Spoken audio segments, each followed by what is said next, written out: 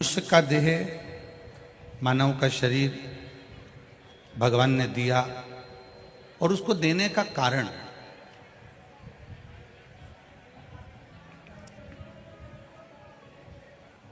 केवल इस मानव के शरीर के माध्यम से भगवान की अविरल भक्ति को प्राप्त करना। सारी योनियां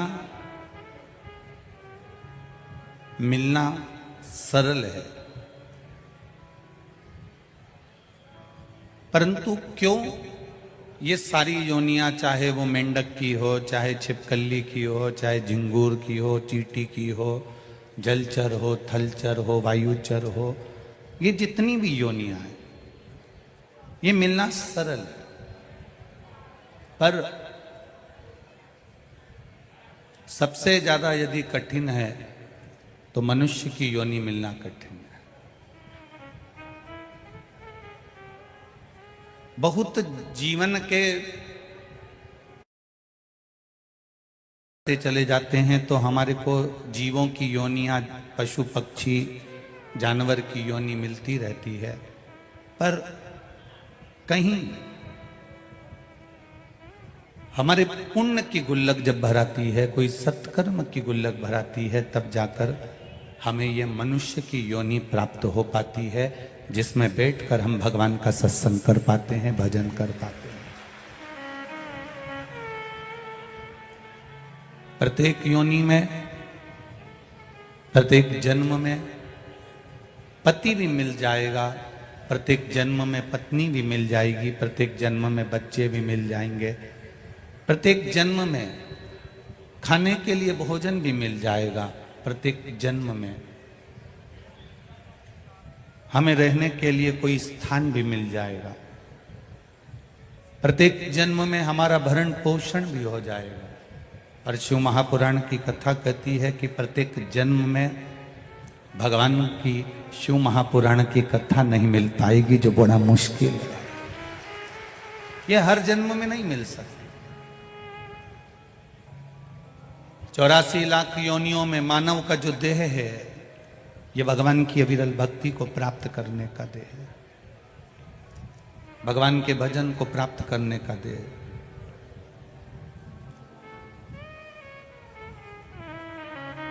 दर्पण से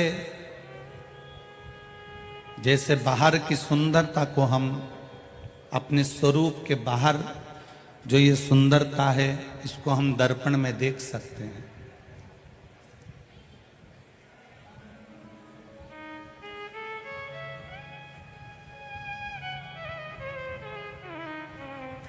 दर्पण आपके बाहर की सुंदरता को दिखा देगा, दर्पण आपके बाहर की सुंदरता को बताएगा, पर भीतर की जो सुंदरता है, आपके भीतर की जो रौनकता है, आपके भीतर की जो सुंदरता है, वो दर्पण नहीं बताता। आपके भीतर की सुंदरता आपके मोहल्ले में रहने वाले, परिवार में रहने वाले, नगर में रहने वाले बता पाएंगे कि आप कितने सुंदर हैं भीतर से। बाहर की सुंदरता को तो दर्पण बता देगा, पर भीतर की सुंदरता को दर्पण कभी नहीं बताता। भीतर की सुंदरता को अगर कोई बता सकता है तो केवल रहने वाले, हमारे आसपास में रहने वाले हमारे भीतर की सुंदरता को बता सकते हैं कि आप कैसे हो। ऊपर से श्रेष्ठ रख लगना एक अलग विषय है,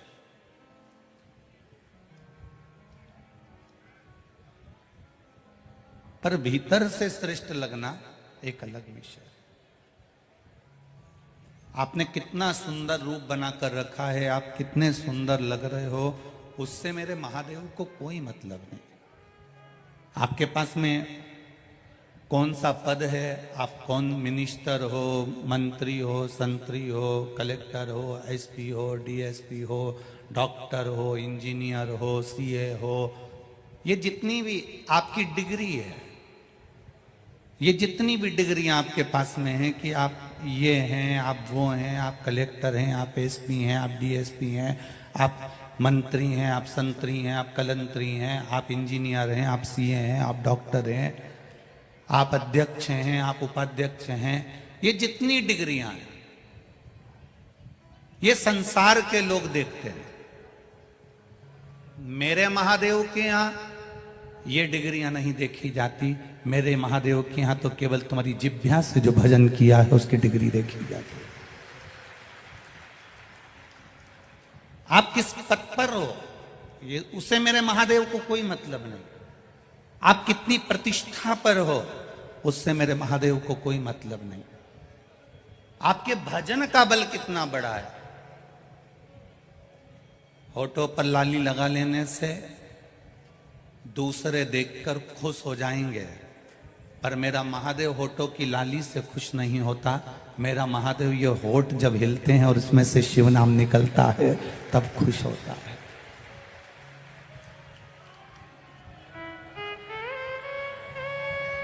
ये लाली से खुश होने वाला मेरा महादेव नहीं है। शमशान का निवासी है, शमशान में रहता है और शमशान में रहते रहते रहते रहते कई लोग कहते हैं कि महादेव हमारी सुनते क्यों नहीं है। हम कहते हैं ये आपकी भूल है कि महादेव आपकी सुनता नहीं है। एक बार दिल से आंख से अगर आंसू गिरे भी है ना तो वो आपको फूल पर चलाने की सामर्थ्यता रखता है और आपको मंजिल तक पहुंचाने की सामर्थ्यता है। आप उससे कहो, आप उससे निवेदन करो। दुर्योधन और अर्जुन दोनों के गुरु एक ही थे। जो अर्जुन के गुरु थे वो दुर्योधन के गुरु थे। जितनी विद्या अर्जुन को मिली उतनी विद्या दुर्योधन को मिली। दोनों के गुरु एक थे, पर जीत किसको मिली? दुर्योधन को कि अर्जुन को? बोलो, जम के बोलो। अर्जुन को जीत मिली।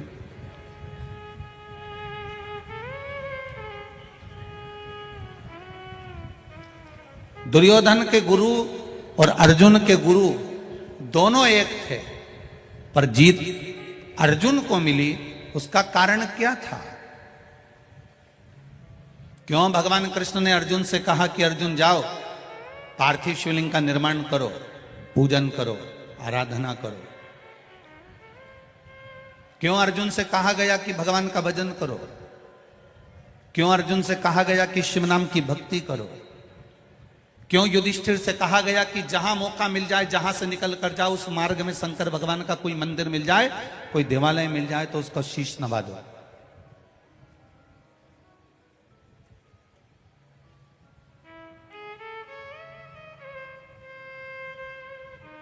अर्जुन ने एक बार यह प्रश्न भगवान कृष्ण से भी करा कि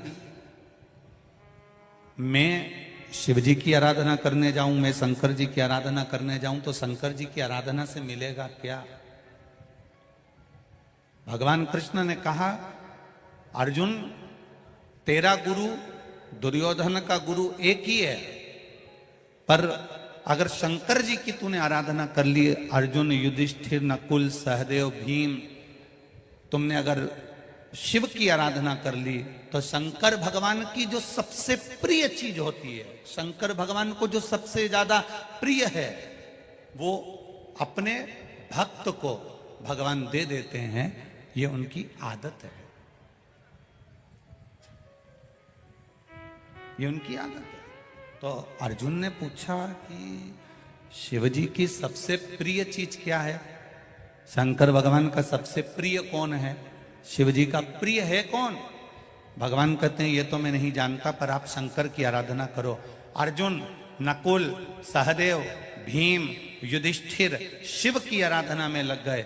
ऐसी शंकर की आराधना करिए वाला है और तुम द्वारिकाधीश को लेने के लिए चले जाओ। अगर वो द्वारिकाधीश तुम्हारे साथ में रहेंगे तो तुम्हारी युद्ध में कभी हार नहीं होगी।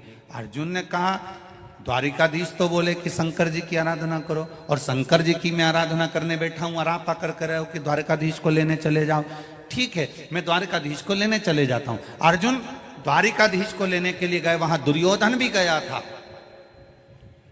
दुर्योधन ने 13 क्षौणी सेना मांग ली भगवान द्वारिकानाथ से। और अर्जुन ने केवल द्वारिका नाथ को मांगा, क्योंकि सेना तो दुर्योधन लेकर चले गया था, केवल द्वारका नाथ को। अब अर्जुन ने भगवान कृष्ण को यदि मांग लिया, अर्जुन ने भगवान कृष्ण को प्राप्त कर लिया, अर्जुन ने भगवान कृष्ण को अपना बना लिया। एक दिन अर्जुन और कृष्ण दोनों शांति से बैठे हुए थे और इतने में अर्जुन ने अपने गुरु से कृष्ण कर लिया, गुरुदेव ये बताओ कि कृष्ण मेरे रथ को क्यों चला रहे हैं, कृष्ण मेरे रथ का संचालन क्यों कर रहे हैं, कृष्ण मेरा साथ क्यों दे रहे हैं। तब गुरु ने कहा, तूने जो शंकर भगवान की आराधना करी थी, शंकर ने अपने सबसे प्रिय कृष्ण को तुझे दे दिया है और वो कृष्ण ने तुझे संभाल लिया।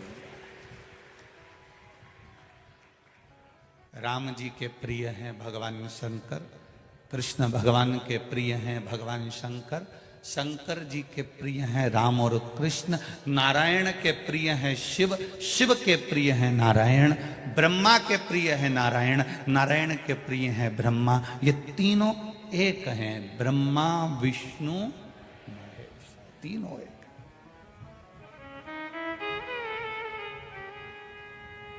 प्रणवक्षर के माध्यम यह राजा भर्तरी ने अपनी बहन से, और बहन ने राजा भर्तरी को जो 3 बातों का ज्ञान दिया वो बड़ा विचित्र था। उसमें प्रथम, पहली,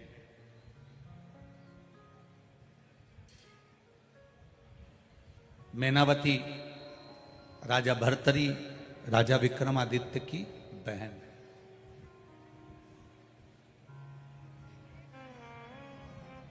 पहला वचन कह रही है, भैया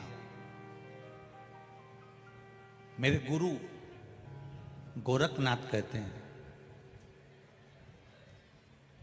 गुरु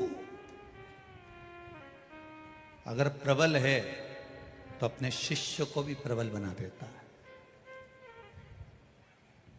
गुरु का मात्र संग, गुरु का मात्र सत्संग,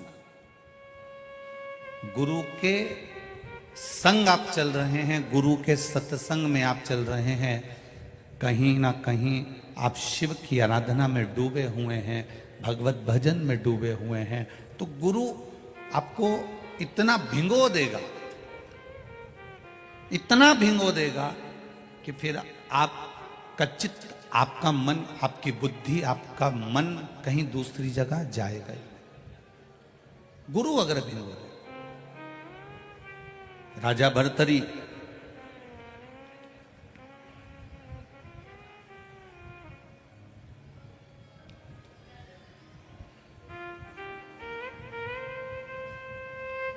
जब क्रोध में आ गए, मेरी धर्म पत्नी, मेरे पास कोई सत्ता की कमी नहीं है, मेरे पास कोई वैभव की कमी नहीं है, मेरे पास कोई दौलत की कमी नहीं, और मेरी धर्म पत्नी मेरी नहीं हो सकी। बहन कह रही है, मैनावती क्रोध क्यों करना, जिसके कर्म का दंड वो भोगेगा। वाणी और विचार, मैनावती कह रही है अपनी कंपनी का माल है, ये अपनी कंपनी का प्रोडक्ट है। वाणी और विचार, कितना भी दुख आ जाए, कितनी भी तकलीफ आ जाए, कितना भी कष्ट आ जाए, कितना भी दुख आ जाए, दुनिया के लोग चाहे, और विचार ये अपनी कंपनी का प्रोडक्ट है, अपनी कंपनी का माल है। मैनावती कहती है, भैया कितनी भी दुख की परिस्थिति में, चाहे कोई कितना भी धोखा, कितना भी छल कर कर चले जाए, 2 चीजों पर संयम रखना, एक वाणी पर और एक विचार पर। अगर वाणी और विचार तुम्हारे ठीक हैं तो मैनावती अपने भाई भर्तरी से कहती है, फिर जवाब आपको नहीं देना है, जवाब देवाधिदेव महादेव देता है। आप हिसाब क्यों बराबर कर रहे हो? किसी ने गाली दी और आपने पलट कर गाली दे दी, किसी ने अपशब्द कहा आपने पलट कर अपशब्द कह दिया, किसी ने ताना दिया आपने पलट कर ताना दे दिया, किसी ने आड़ा टेढ़ा बोला आपने पलट कर आड़ा टेढ़ा बोल दिया। आपने अपनी वाणी को बेकार कर लिया, यह वाणी की कीमत आपने समाप्त कर ली। अब अगर वाणी की कीमत समाप्त हो गई है तो आपका जवाब देने के लिए महाकाल नहीं आएगा। आप मौन हो जाओ, चुप हो जाओ। जो दिन भर आप शब्द बोलता रहता है, दिन भर कुछ ना कुछ 24 घंटे बयान देता रहे, 24 घंटे बोलता रहे, 24 घंटे बोलता रहे, तो लोग भी समझते हैं ये तो माइक लगा हुआ है ना, भोपू चली रहा है ना, बस ये तो बोलता जाएगा, हर कुछ बोलता जाएगा, हर कुछ बोलता जाएगा। लोग 10 बार सुनेंगे, 20 बार सुनेंगे, 25 बार सुनेंगे, 50 बार सुनेंगे, इसके बाद तुम्हारी बात पर कोई विचार नहीं करेगा, आपके शब्दों पर कोई विचार नहीं करेगा। हां, एक रेलवे स्टेशन पर माइक लगा रहता है, वो कभी कभी बोलता, इतने नंबर की ट्रेन इतने नंबर के प्लेटफॉर्म पर इतनी बजे पहुंचेगी, 4-5 बार वो बोल देगी, 6 बार बोल देगी, 7 बार बोल देगी, उसके बाद तुम्हारा ट्रेन का नाम फिर वो बोलेगी नहीं, और तुम वो तख्ती जो टंगी हुई है जिस पे चल रहा है उसको देखोगे, फिर बार बार सोचोगे अब तो बोल ही नहीं रही है, अब तो बोल ही नहीं रही है, अब तो इसकी आवाज ही नहीं आ रही है, सब ट्रेनों का बोल रही है, मम्मी अपनी ट्रेन का नहीं बोल रही है। पापा ऐसा लगता है कि ट्रेन का बोल ही नहीं रही है, कि मेरे को तो लगता है कि ट्रेन आ जाएगी और ये बोल ही नहीं पाएगी, ऐसा लग रहा है। अब अपने को उत्सुकता बढ़ रही है, कब बोले कब बोले कब बोले।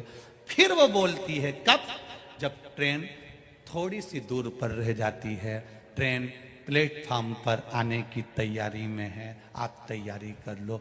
चुप रहने का यही फायदा है। आप किसी ने शब्द कहा, आप चुप हो गए, उसके बाद में उसके आने की तैयारी हो जाती है, वो आएगा और जवाब देकर जाएगा।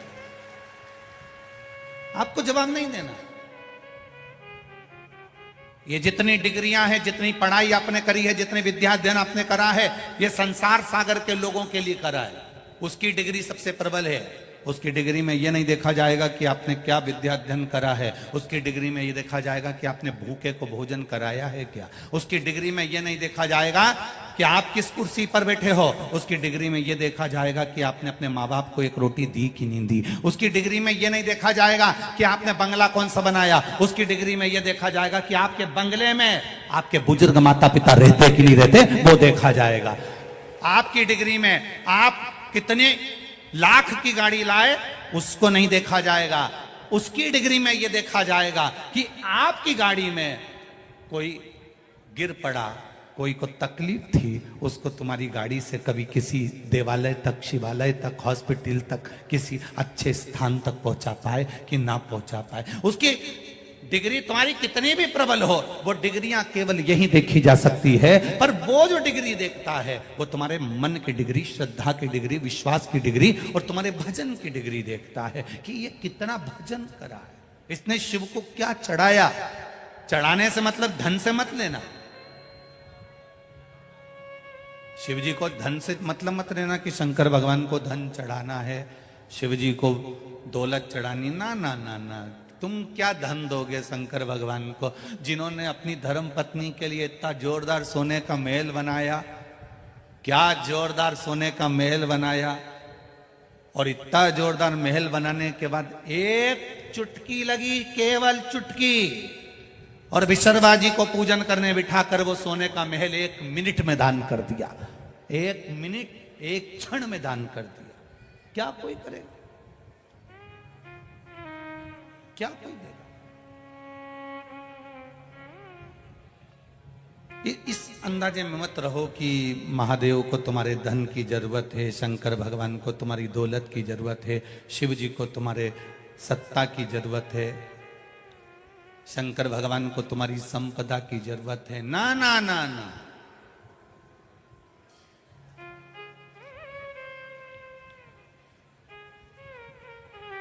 कुछ नहीं चाहिए। अलमस्त बैठा है आनंद में, एकांत एकांत। कितना सीधा साधा होगा, कितना सरल होगा मेरा महादेव, विचार करना जरा। कोई मर गया, उसका अंतिम संस्कार खेत में करा, अंतिम संस्कार खेत में करा, तो जहां उसकी भस्म पड़ी थी वहीं पे ओटला बना दिया। बोलो री जी जी सही है कि गलत है? वहीं ओटला बना दिया। और ओटला बना के ना तुमने राम जी को बिठाया, ना तुमने कृष्ण जी को बिठाया, ना तुमने दत्त को बिठाया, ना तुमने देवी को बिठाया, ना किसी भैरू जी के बिठाया, ना किसी देवता के बिठाया। उस ओटले पर जो समाधि का ओटला है, जहां पर किसी का अंतिम संस्कार किया गया, उस जगह पर ओटला बनाकर तुमने किसी को नहीं बिठाया। बिठाया तो केवल एक को ही बिठाया। किसको? बोलो बोलो, जम के बोलो जरा। महादेव को बिठाया। नर्मदा जी नहाने गई थी, अस्थियां छोड़ने गई थी, वहां से शंकर जी खरीद के लिए आई।